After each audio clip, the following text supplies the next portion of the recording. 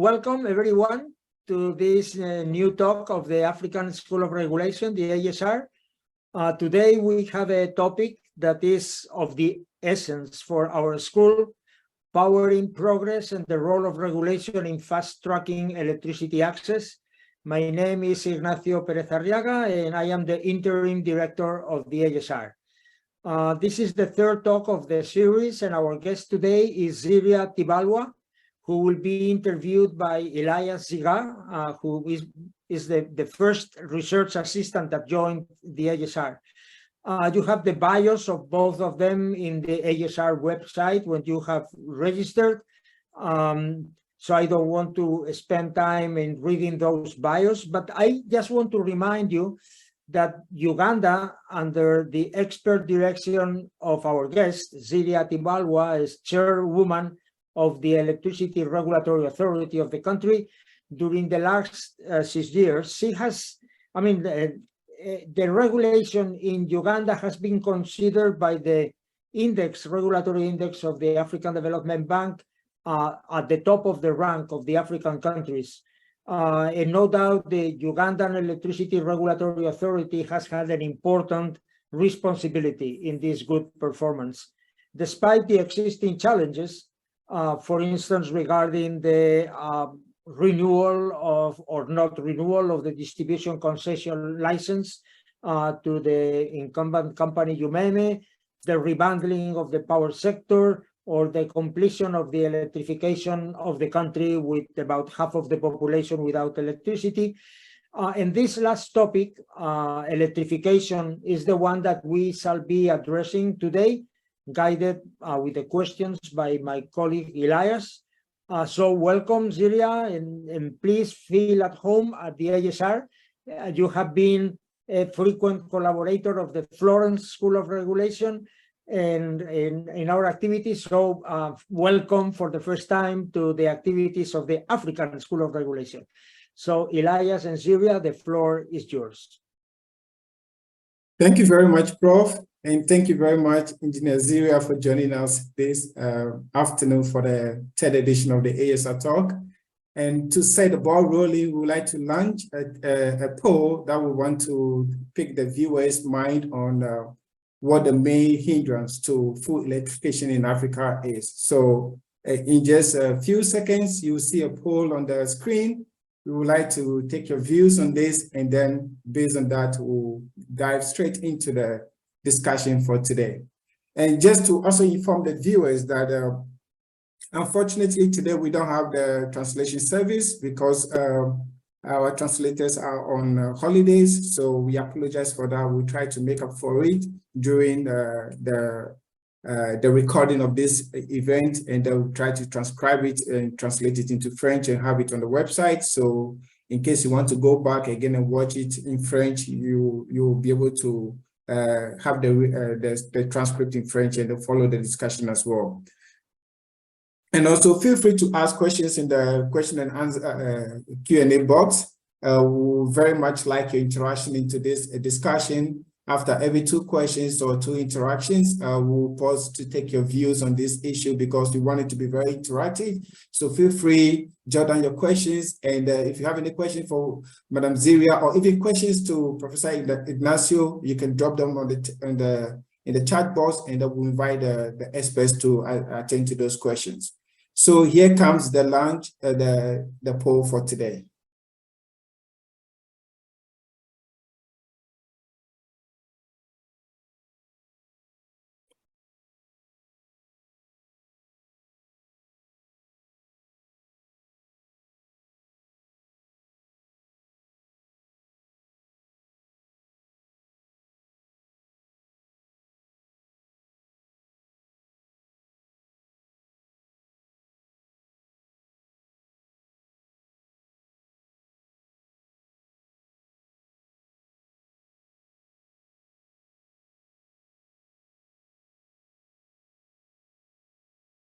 So we'll wait for 1 more minute, and then we'll just a few more seconds, and then we'll let you know what the results are, and then we'll take the guest view on that as well, and then we'll present our view on it as well, just for the sake of today's discussion.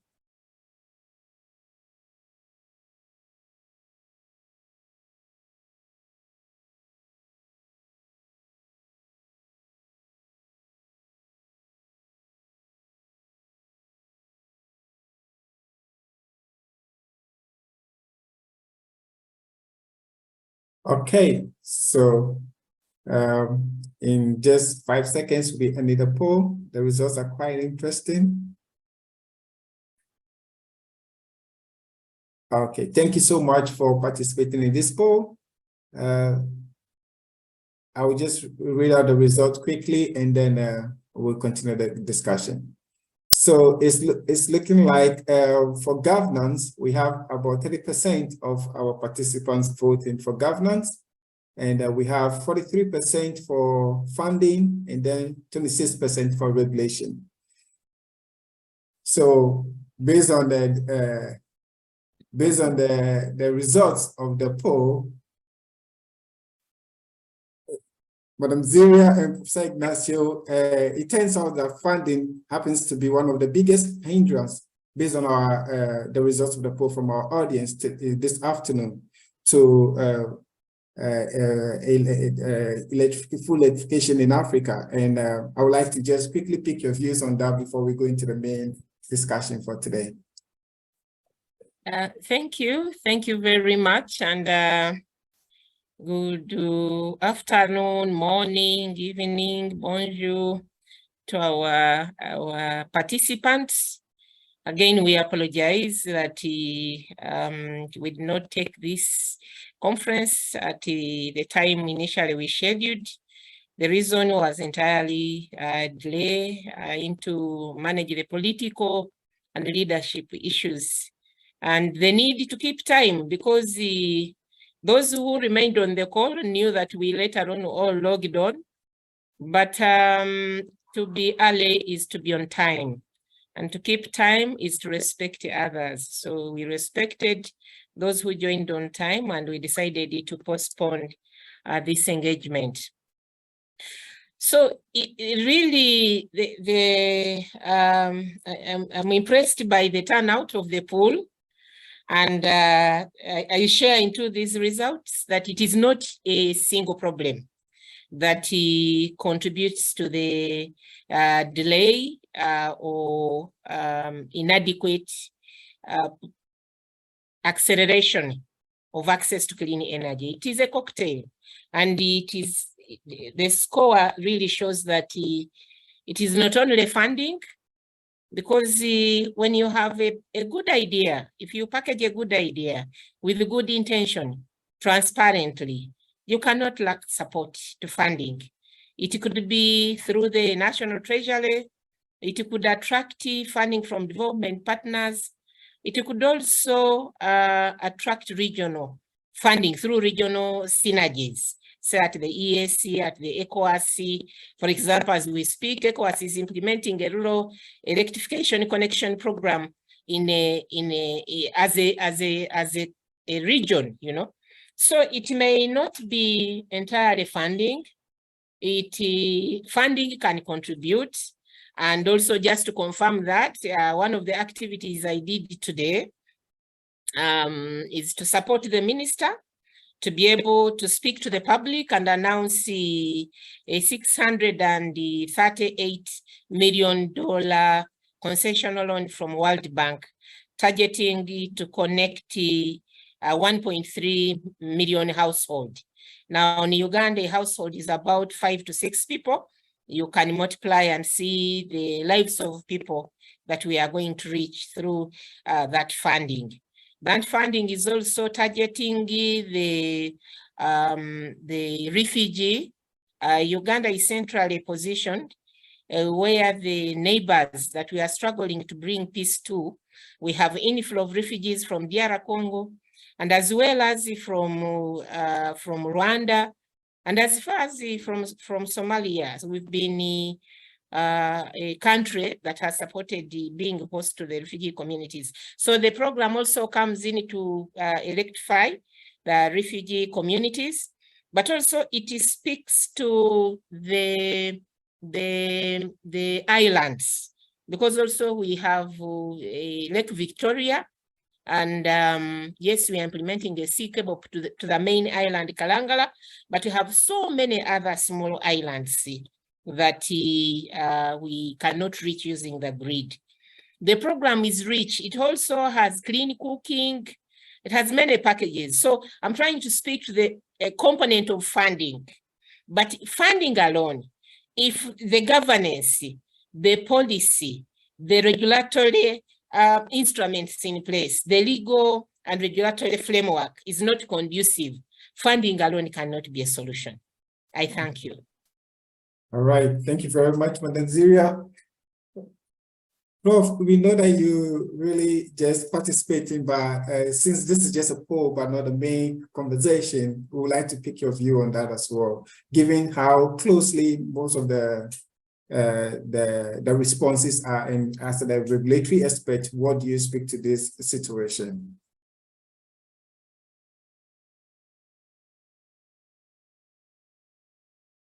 Well, I fully agree with Ziria in that we need a cocktail of approaches. By the way, congratulations for achieving the completion of the agreement with the World Bank. $600 million is an important amount, but it is an insufficient amount. So I know Uganda, I know your electrification plans, I know that what is needed to fully electrify the country is 5,000 or something of that order only in investment, $1 million. And I think that I agree with you that the governance aspects and the regulatory ones are key to attract the amount of funding that will be needed for Uganda and many other countries in sub-Saharan Africa to achieve full electrification. But congratulations again, because this is an important milestone. Thank you. Okay, viewers and audience, thank you so much once again for participating in that poll. We really appreciate your responses. Madam Ziria, we know and we are very much aware of how distinguished your institution has been in the past few years in terms of regulatory framework, as Prof has alluded to earlier.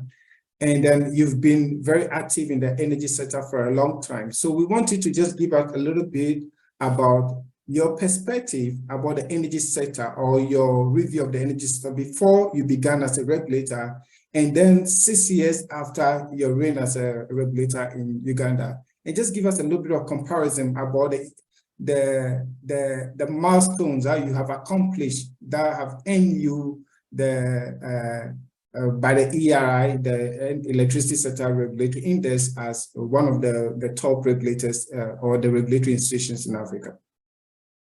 Thank you very much. And you start with an area of passion, sharing our journey, our achievements and challenges that present opportunities ahead.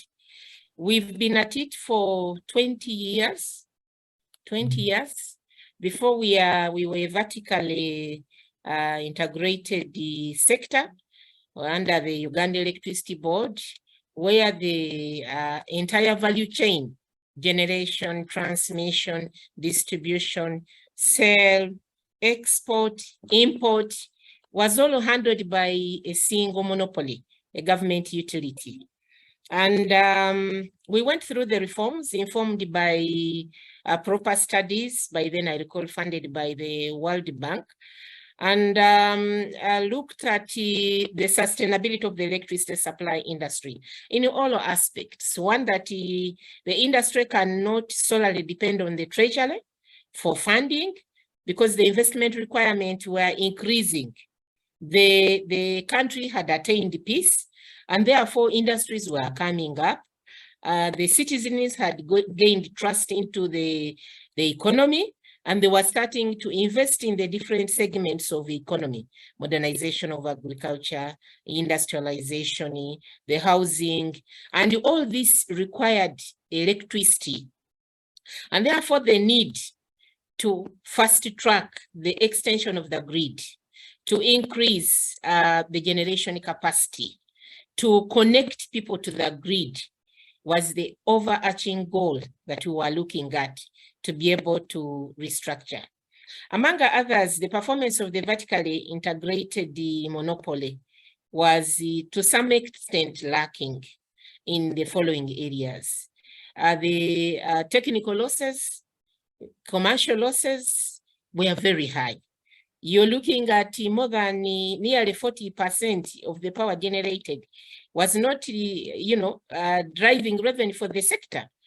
through both the inadequate infrastructure, electricity infrastructure, as well as the failure to bring on board the technology to curb vices of vandalism and power theft. So it became clear that for us to have a reliable supply, for us to fund the investment needs, to be able to support the industrialization, as well as accelerating access to clean energy to improve the welfare of society, we needed support from the private players. So that is one area, because we are trying to attract private capital into the electricity supply industry. And we have come a long way. We have evidence to show. There are metrics to show. The recent metrics is the successful completion of the ESCOM concession in the management of the big hydros that existed at the time of the divestiture, with more than $50 million injected over a period of 20 years, but leveraging very stable and cheap sources of electricity that has helped us to manage the tariff path. That is one achievement. The other achievement is the reduction in the losses. The losses have more than halved, because we started at around 38. As we speak now, only in the distribution segment. As we speak now, the distribution segment is around 16. The target is 14, but they are able to achieve an actual of 16. The difference is that we compensate you for the target that we set. If you are able to, if you achieve the target and outperform, you keep the reward. If you fail to achieve the target, then you are penalized. But remember, we set these targets collaboratively to ensure that we equally provide investments to enable these utilities achieve these targets. So we have performed very well on the side of loss reduction. We have also been supported by the advancement in technology. We are no longer talking about delivering bills at people's footsteps or doorsteps, but we now are rolling out to the smart, we are migrating to smart grids, self-healing grids. So especially the commercial losses, there was a high element of failure to pay your rates as well as power theft. But now with the advent of smart meters, with the advent of prepaid meters, the consumer is the one who is advancing the utility before they even consume power. So when you talk about metrics like collection rate, where we were struggling with the vertical monopoly, we were having a collection rate of below 70%. Now there are years when we have a collection rate of above 100%, because actually consumers just delay to pay, but they pay. So if they collected, say, 95% or 99.5% this year, next year, it is not surprising for them to say we've collected 105, because consumers just delay, but now we have moved our population to being able to appreciate that electricity is not only a basic need, but we've attracted private capital and they have to pay for this service. So that is another area that we proudly share. But then we have a robust legal and regulatory framework in place that introduces transparency, accountability, and predictability. Our law is very, very robust, and with the recent amendment in 2022 through Act number 4 of Parliament, it has even gotten better. Actually, through this assessments by the African Development Bank, in the governance, we've never scored less than 90. We are always scoring above 90 because the law is very clear. It spells out the roles and responsibilities of each player. The ministry at policy, the regulator has non-delegatable functions. For example, setting the price of electricity is non-delegatable. Licensing is non-delegatable. The ensuring and enforcing performance, compliance of the licenses is non-delegatable. The authority has a mandate which they exercise independently. And incidentally, because of the building of the technical capacity and expertise. We've also been able to tap into the trust of government that we are doing what we are doing right, transparently, for the good of the country. So I can go on and on and on, but there is a lot to show and to share that we can have a well-managed industry transparently, with policies in place, with guidelines in place to introduce being predictability, because this is what attracts investors. They want to know that if today they brought in their capital and through this method they recovered, even tomorrow when they come, they should be able to recover. Before I conclude, we are undergoing a second phase reform, and Professor commented on it.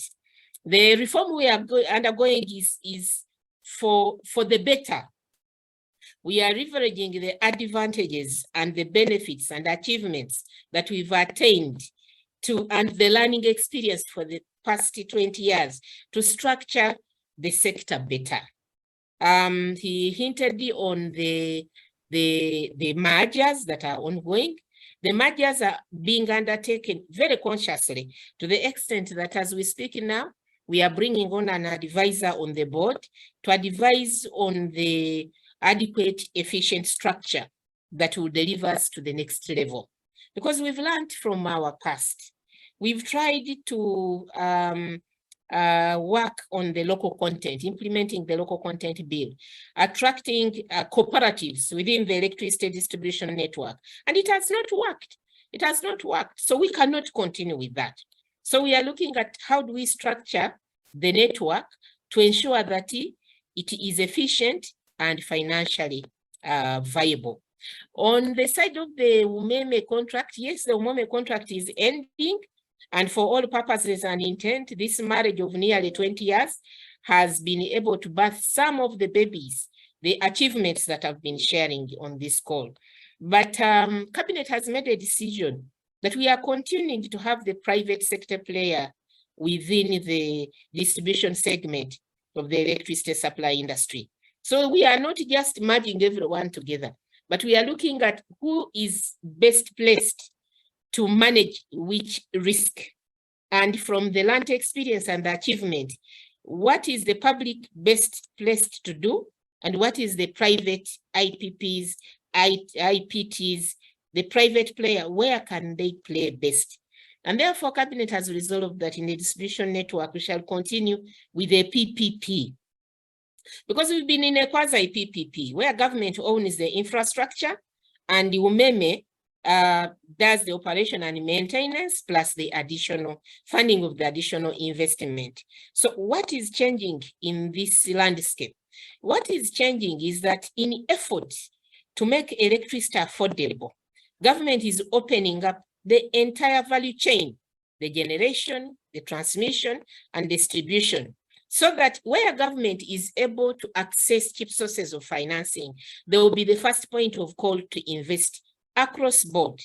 But where government cannot identify this financing in a timely manner, because we are implementing and we are overseeing a live network which cannot wait, then the private player should come in and invest. So where we are heading, it is only going to get better, because before government had a monopoly in the transmission segment, but now they are saying across the entire value chain, let's open it up so that if we can access grant funding, concessional funding, it should be the first point of call. Like I've shared, the $680 million that government has managed to attract on a concessional basis. But there will be times there can be emergency capex. There may be need to urgently extend a grid. So government is cognizant that they may not be able to always mobilize these resources in a timely manner. And therefore we are opening up for both sides, where the private player will come in and invest, but also where the government can come in and invest. Thank you. All right, thank you very much. Thank you for giving us such elaborate background of the electricity sector in Uganda and giving us some of the key achievements that have actually made their standing. The ERA, the Electricity Regulatory Authority in Uganda, outstanding in terms of ranking when it comes to the electricity regulatory index by the African Development Bank. But there's a question that we are very much passionate about, and would like to pick your thoughts on that, is that, consistently for about almost the past decade, we will say, the reports from the Sustainable Energy for all the custodians of the full universal electricity access. I'm talking about the World Bank, the IEA, the ARENA, and the other custodians have consistently reported that in Africa, we are not on track to achieving full electrification by 2030. And this is very concerning because we should be making much progress or getting closer to that. But if you look at other regions, they are fast approaching that mark, but Africa is still lagging behind. And the recent report actually shows that we are not only not making progress, but rather retrogressing as well. So the point is, what can we do because it is important for us to rethink the electrification mode or the electrification pathway in Africa. So what are some of the success stories from other continents or from other places that are proving workable, especially maybe our neighboring, the northern part of Africa, or we are talking about Egypt, Algeria, Morocco, or other Asian countries that have proven workable that we can adopt in order to close the electrification access gap in Africa? Thank you very much. And I think we needed to, before I even do the benchmarking, we needed to put things into perspective. The majority of the African countries, the cities and municipalities are electrified. Now, the population that is not electrified, majority of it is rural. And it is not only rural, but it's a population that is living either below or just the borderline of, the poverty line. And when you look at accelerating access to clean energy or connectivity, it has a technological it's a line.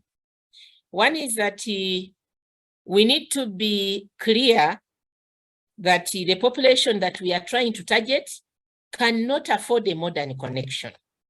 And what do I call a modern connection? A modern connection, depending on where you are, it is above $100. It is above $100 because you are looking at a no pole. You are looking at the solido. You are looking at the meter. You are looking at the protection device. You are looking at the isolation device to be able to make a safe connection. And it has a very long list of small things. So in Uganda, by the end you go through that, you are nearly approaching $200, meaning someone has to pay $200 upfront before they get connected. Now, the majority of the population we are targeting does not have access to that type of money. Yes, they can afford their daily livelihood, but the way their income levels cannot allow them to get a lump sum and spend it on a new connection. That alone, the capital requirements, as the professor shared, for us to extend the grid to the neighborhood of this population is again a challenge. So we needed to package projects that speak to the population that we are targeting to benefit from the program. So I just wanted to put that clear, that there is an issue of affordability of a connection. And if we are going to prioritize this, because if we note that this is an impingement to achieve access on the African continent for all by 2030, as forecasted by AFDB, then we have to come up with both technical and financial solutions to bridge this gap. Some of the technical solutions is the ready boards, because in the initial years of connection, most of these rural populates are not looking at huge loads or huge demands that require a robust standard connection. The other area is the legal and regulatory framework, because the law gives us, especially our theme for today, how the regulation or the regulators can enhance connectivity on the continent. One is that most of the primary law, the acts give the mandate of determination of the cost of services to regulators, including the cost of connection. So the regulators are core and critical because they determine what the applicant, the intending consumer, should pay. And therefore, in determining this cost of connection or cost of service, the regulator has to segment and ensure that is providing a cost of connection for the different customer category with the different capabilities and abilities to be able to pay. So that is another thing that I wanted to bring on board. The first one was the affordability, the targeted population that is waiting for this power. What is their income levels? Then number two is the regulatory aspect, the cost of service, the cost of new connection. In many times, you find when you get this cost of service studies, they have one cost for an OPO, another one for a 1PO, maybe another one for 2 to 3, then the other one is cost recovery. Now, that is not speaking to the population that we are targeting. Of course, the other one is the issue of managing the standards vis-a-vis the cost. That is another issue. Because yes, we want to run to connect the entire population across the continent, but the electricity is a very good servant, but a very bad master. So how do we manage the standards and specifications to have a balance of the light-handedness to speak to the population that we are targeting? That is another thing. Then the regulators world over, or commissions that are in charge of regulating, are in charge of advising government. What policies are in place? What policies are in place? And are these policies speaking to the people that we are targeting? Are they speaking to the frameworks that are in place to connect the population that is lacking the connectivity? So I can end it there. Okay. But it is really a cocktail. The way we started with that poll, the results of that poll really demonstrate that it is the responsibility of the politicians, the government, the cabinet itself, because they're in charge of policy, but also the law, because there are some countries where the law is lacking, where the roles and responsibilities are not clear and they are not clearly mapped out, where the regulators are not enabled, but then also the technical aspect is very important. Thank you very much. All right, thank you very much. I actually had a follow-up question, but it looks like you've answered partway to that question. That's basically to ask that, what is it that we are not doing right at the moment that we can correct in order to fast track that acceleration to full electrification?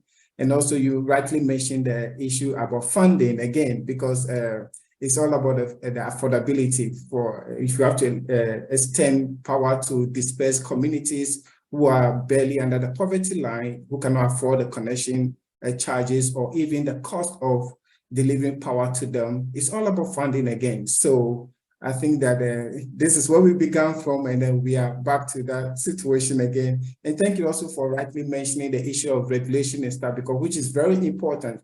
And I'm sure that Prof have also written a paper on that, using the mini grid and how that can be well regulated and then maybe facilitated through subsidies and stuff to be able to reach those who will not be able to sort of like afford this upfront payments and stuff. And I know Prof have done extensive work on that, and I would like to draw him into the conversation to pick his thought on that again before I go to the very interesting questions and the comment that we have in the chat.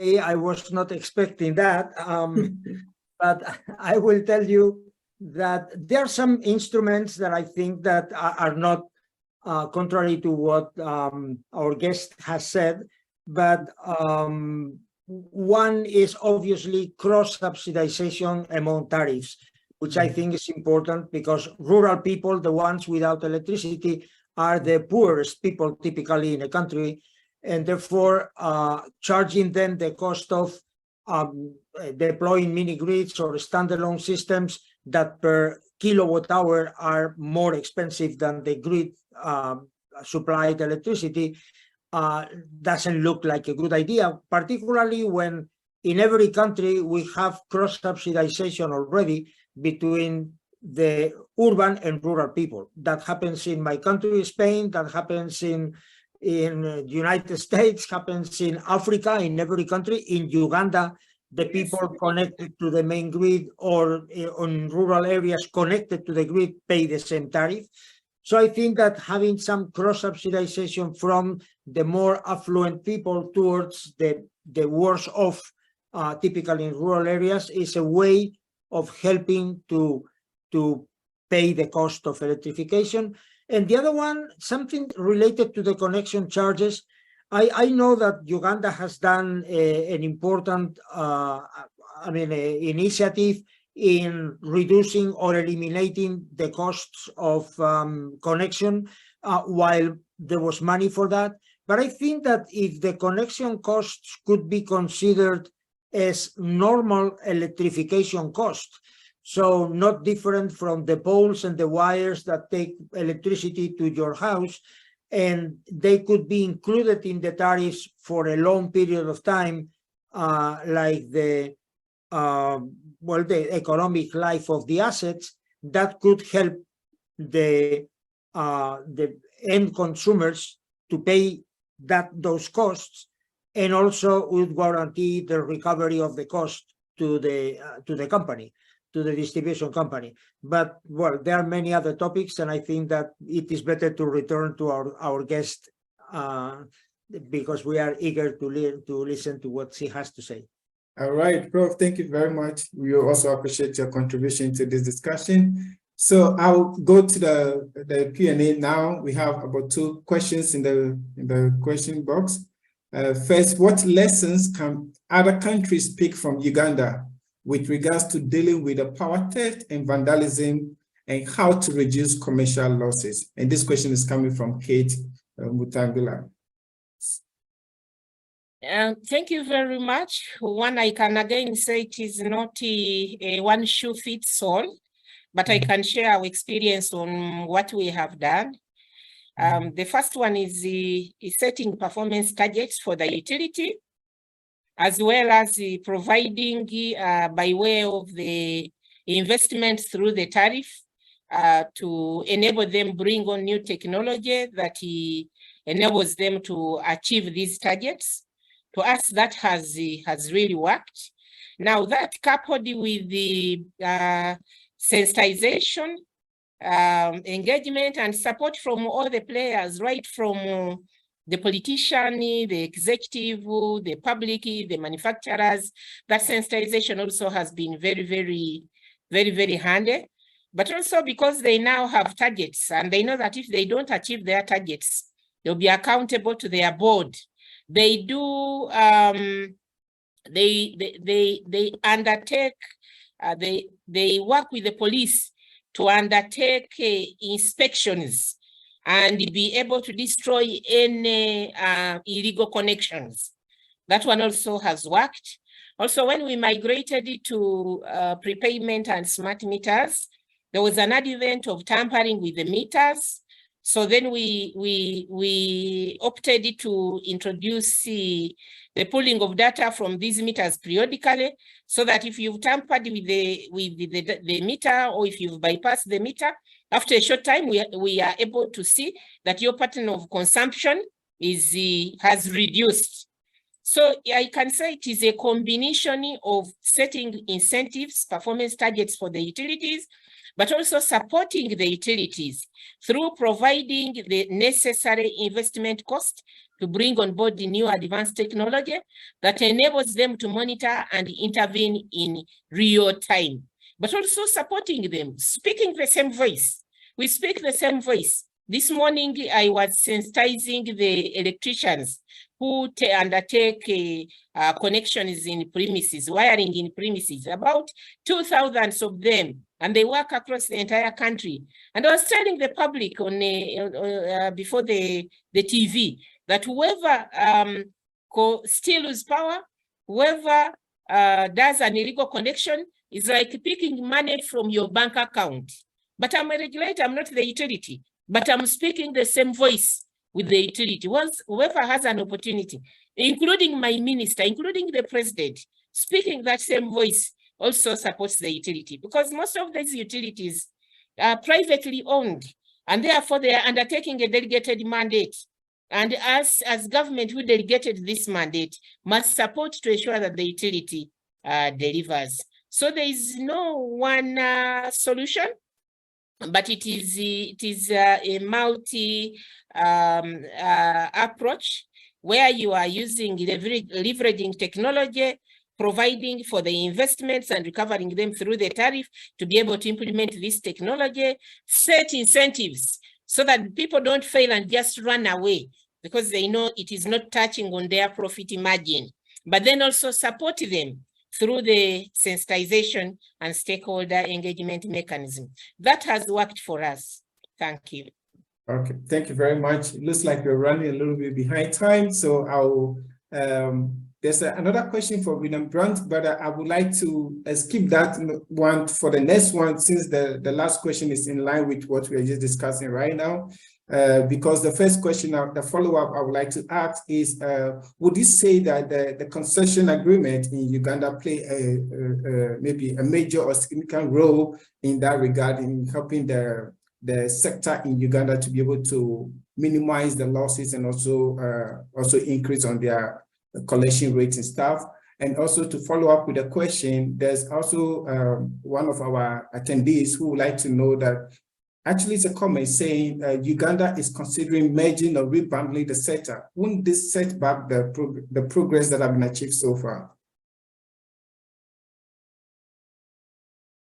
Thank you very much. Yes, I agree with the observation that apportioning risk where it can be best managed contributes to our improvement in performance of the electricity supply industry. For example, the risk for revenue collection, knowing that you have government ministries, departments, and agencies, you have the police, you have the army, and in addition to that, you have also these big industries that can call directly to the politicians, and that you have these in place. So if you put the responsibility for revenue collection from the consumer, then it suffers the risk of delay. Because whenever you disconnect an industry, the industry will call your immediate supervisor, because you're also a government entity. So the private player brings in impartiality, because on one side, if the government is not able to meet its part of the bargain to pay for the bills, then on this side, the regulator is saying, give me subsidies, and the government doesn't have those subsidies. So placing the risk where it can be better managed is very, very important. So the risk of loss reduction, the risk of revenue collection, the risk of reliability and availability, because it speaks to investing into the network, can be better managed by private utilities. But the issue of attracting cheap sources of financing, the issue of overseeing, the issue of presentation in cabinet, parliament, wherever, the public side can manage that better. So to answer also the one who asked, and we're reversing ourselves by the merger? No, and this is where I started and shared that we are looking at a PPP in the distribution segment. And these areas where we have seen that the risk can be better managed by the private player are going to remain in the hands of the private player. The areas where government can also bring on an advantage. I know we've not discussed the issues of affordability and user tariff a lot on the call, But this area where we are looking, because 60% of the end user tariff is contributed by the cost of generation. Then because I also have private investments in the distribution segment, 37% of that is contributed by the distribution company. So government is saying, if I'm able to source grant funding, if I'm able to source concessional funding, even if it is not continuous, but the area where I'm able to attract, I'm given priority to invest, and that can drive the cost of electricity lower. So government has its playing field where they play and they are the best at the game. And the private player have their playing field where they play and they'll be the best at the game. And we are preserving that relationship. All right. Thank you very much, Madam Ziria. Thank you so much. So far enjoying this discussion. Is very enlightening. And also, I'd like to crave the indulgence of our audience that we might exceed the time by 5 minutes or 7 minutes thereabout, because we have very interesting questions that we would like to our guests to respond to. Now, let me come to the comment and the question by William Brown. I read, said, I've heard conflicting statistics about Uganda's government's desire to leverage private sector mini-grid as a solution for rural electrification. What does the guest have to share about this? My company has offered to mobilize financing to build 200 mini-grids in countries where governments have conducive environment, but it is unclear if Uganda would be such a country. What would be your response to this private developer? Just a clarification, William Brent is from Husk Power. Okay. William, Uganda would be not only conducive, but your best investment destination. And I would like you to clarify on why that is my thinking. One is that we have the off-grid regulations. Not many countries on the continent have these regulations properly prepared consultatively, both with the private players, the development partners, the manufacturers, and the government entities. So look out on our website, and this regulation comes in to address the critical issues that were affecting the growth of mini-grid business within the country. One of them was we did not have a least cost expansion plan, where the areas that will benefit from the mini-grid are clearly mapped so that there is no confusion on which area we're targeting for extension of the grid and which areas are benefiting from the mini-grid. The other area was what happens when the grid arrives. That regulation clearly, transparently, in a predictable manner, itemizes what is done by all the players. This week, I was advising one of the running mini-grid, Kisizi Hospital, where the grid is about to arrive. We put priority on securing the private investor to ensure that is not disadvantaged, to the extent that if government would like to take over that facility, they have to buy it. They have to pay out to ensure that the investor is made whole. Now, the other area that has been a bit contentious is what Professor commented on, is to do with the tariff of the mini-grids. Because the mini-grids target rural population that are not rich, they cannot afford, and yet they lack economies of scale. And therefore, because they lack of economies of scale, they end up with a high tariff. We are talking about 50 cents, 60 cents, I've even seen 80 cents, depending on how it has been packaged, as compared to 20 cents and below for the main grid. Now, the disconnect is that the people on the main grid are the privileged one in the city, in the urban areas, in the municipalities. Their incomes are a bit higher, and yet they are the ones that are benefiting from the cross-subsidized tariff. This tariff is to some extent cross-subsidized, even for us who are charging nearly cost recovery tariff, because the transmission segment, because it is capital intensive, it has always been funded and promoted by the government. It is only recently that we've opened up that area, the way I shared, that now across the entire value chain, both the public and the private are coming in to invest. But before that, that segment was cross-subsidized. And because the main grid is cross-subsidized, also the mini grids that are targeting the poorest of the poor need to benefit from these subsidies, whether they come directly from the treasury or the policy, the law, the legal regulatory framework is amended to take care of that.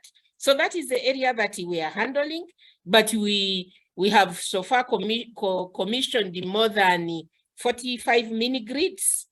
We have packaged 150 mini grids with the Get Fit, Get Access program. As part of this World Bank funding, it is targeting 1,500 mini grids for off grids to address areas where it is 15,000. It is 15,000 mini grids. So the timing is right. You bring those 200 here. They are just a drop in the ocean. And the legal, regulatory, and policy framework is very right. My advice is to try and make sure that your feasibility studies size these mini grids to contribute to the viability of the mini grids, because many times the mini grids are either oversized, or even if the technology or the developer does not do a comprehensive work in the demand assessment. So you commission a mini grid and you are starting with only 3 or 4 customers. And because of that, the viability, and yet now you have to start paying back the debt. So the feasibility studies, let them be done well. Because you are coming in to replace the other alternatives that they are depending on. So issues of avoided cost, willingness to pay, these are issues that the developers used to ignore. But now with the GIS, the mapping, you can map the productive loads, you can map the population, and you can get the statistics from the local municipalities, so that we package and size a mini grid that speaks to the targeted population, and then the government now or the regulator comes in to top up to make the mini grid viable. Thank you. All right, thank you very much. And I would like to go to the last 2 questions for today, and then the last one in the chat. So we have 3 questions in less than 10 minutes. So maybe the responses to them could be a little bit summarized so that we can get to the last 3 questions, Engineer Ziria.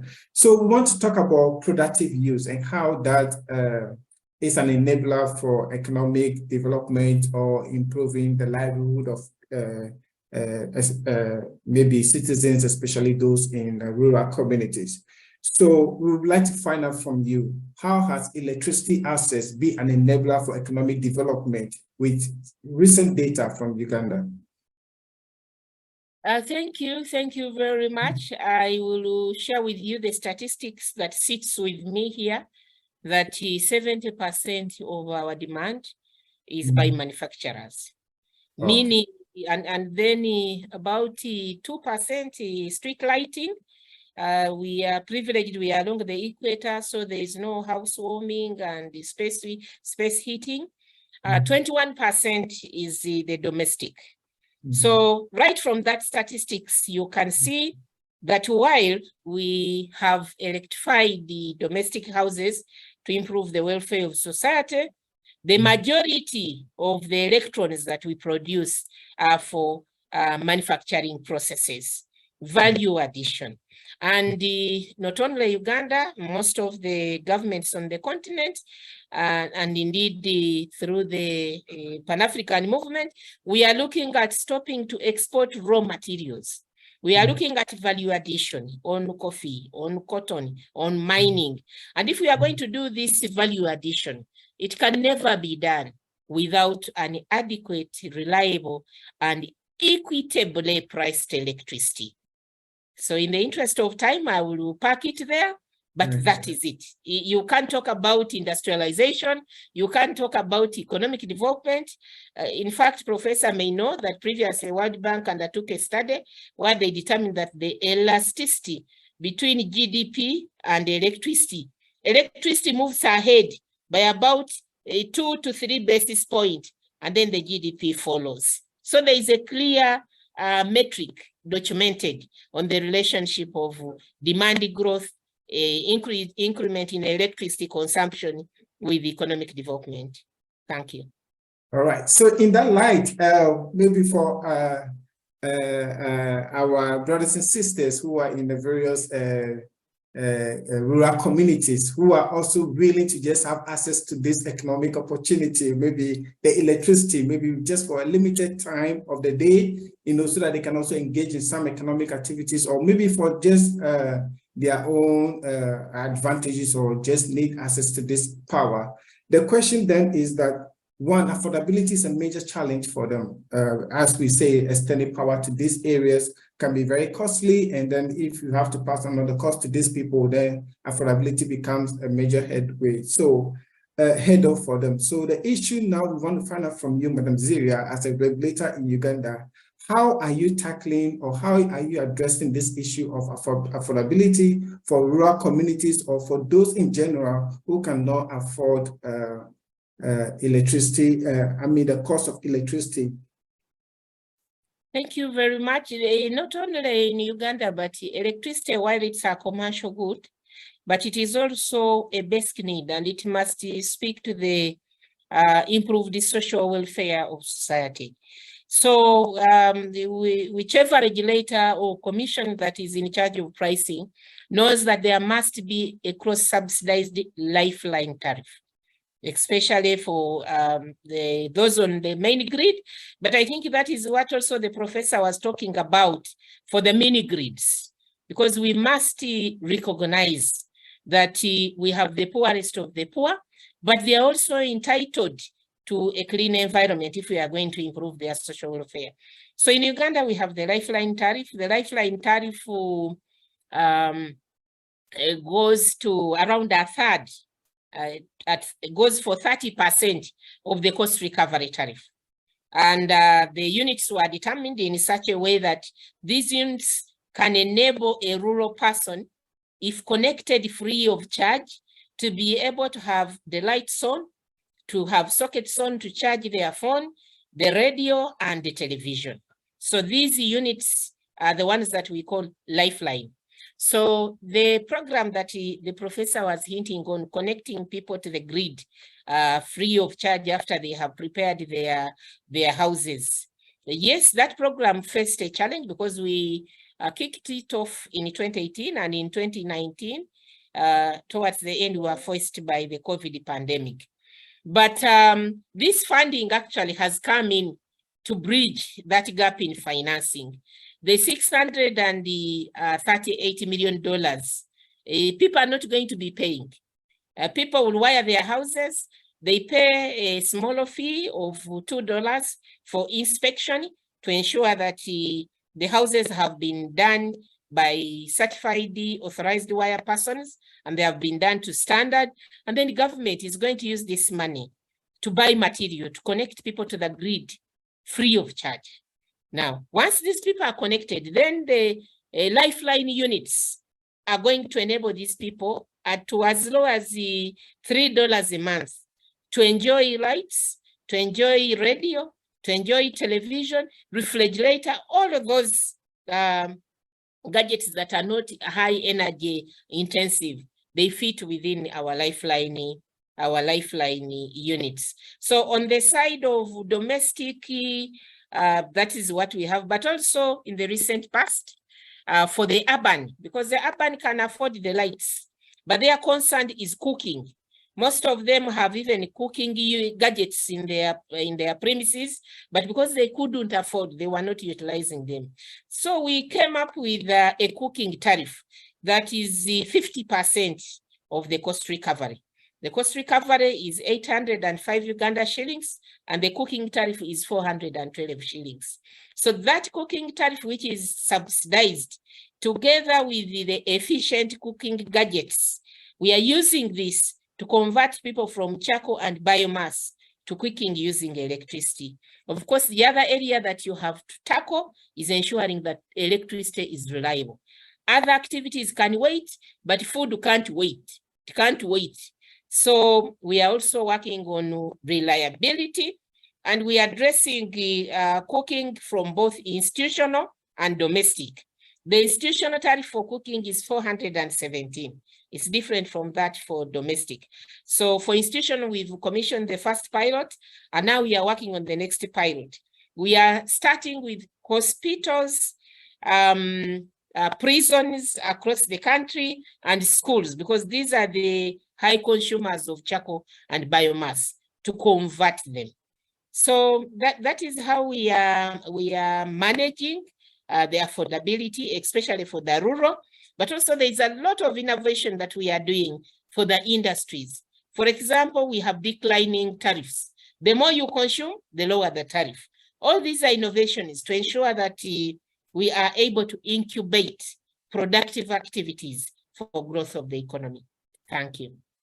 Okay, so we're still lacking a little bit behind time, but we promise our listeners that we'll read out their questions, so which is very much important to them. So I would like to go to the Q&A box again. And the first question is, how does regulatory board handle new technologies, for example, green hydrogen, which currently Uganda does not have any regulation on? So that is a question that you can respond to. Then I'll add the second one to Ziria as well, so that after that, then Prof can come in and then give us the wrap-up for today and then your final words as well. So the last question is also, how can countries improve their regulatory outcome index? So these are maybe their regulators listening to us who have seen your institution consistently rank on the top of this chart, and they want to know from you, how can they also improve their outcome in this regard? Thank you. Thank you very much. On new technologies, this is an area I can say of challenge to regulation, because one, regulation is supposed to be ahead, but many times we are seeing regulators playing a catch-up game. And once a regulator plays a catch-up game, then they impinge the initial pilots in those new technologies. But the advantage is that now the world is a global village. It is at our fingertips. And these technologies becoming available within a limited period after being accessed by the European countries. So it is a dual effort. And I've seen usually the mistake we make is that we focus on the regulator and we forget the licenses, the utilities, the regulated, and other stakeholders. Because if a new technology is going to be embraced, it should be all-encompassing. The regulator has to put in place legal and regulatory framework, because usually the law is not an income, doesn't income. It usually gives leeway for the regulator to bring on board new regulations to enable the new technologies that come on board to be implemented in a smooth way. So the law is not an incumbent, an impingement, but the regulators have to put in place the regulations, the policies, the framework that embrace these new technologies. And this costs money. Costs money for building capacity, putting in place the regulation itself, but also the utilities now to pilot, to learn, and start implementing. And other stakeholders, because the regulators, the government, and they perform a delegated mandate. So when you're looking at building capacity, you are not only building the capacity of the regulator and that of the utilities or licenses, but also other stakeholders, including some cluster of consumers, to understand. For example, when you talk about net metering, the beneficiaries are more of industries. So if the industries don't understand the legal and regulatory framework you are putting in place to operationalize the C&I, then you will get a challenge in implementing. So it has to do with the provision of the resources, both to put in place the legal and regulatory framework to ensure that you sensitize and engage stakeholders, but also so that the utilities pilot this technology, but also making sure that this framework is transparent to attract the IPPs to come and support and invest. So that is on the side of new technologies, and we have gone through that process. We started, Uganda was 100% hydro, with big hydro. We moved from hydro, we have now introduced the solar, we've introduced wind, we've introduced renewable or off-grid. Now we are talking about net metering, battery system, hydrogen, and then smart grids. So we on the move, and we have to ensure that we are at the frontier. Because if we remain backward, then we impinge the predictability and transparency and accountability that attracts private investment. On regulatory outcome, I mean, it has to do with accountability. The consumer is paying. And because the consumer is paying, the regulator and the utilities and the government must represent the consumer fairly. So what are we talking about when we talk about impact and outcome? We are talking about the outage duration. We are talking about the outage frequency. We are talking about the substance, the quality of supply and the quality of service. Those are the things we are talking about. And it is a continuous effort by the regulator to direct the industry to appreciate that the consumer is paying the check and they must get value for their money. So the targets must be set and they must be enforced. And these targets should be set consultatively, both consulting the utility and the consumers on their side, so that they are not unreachable. Because when you set targets that are unreachable, the utilities would rather get away with, because targets are not penalties. I must clarify on that. Targets must be achievable to incentivize the utilities to be able to achieve them.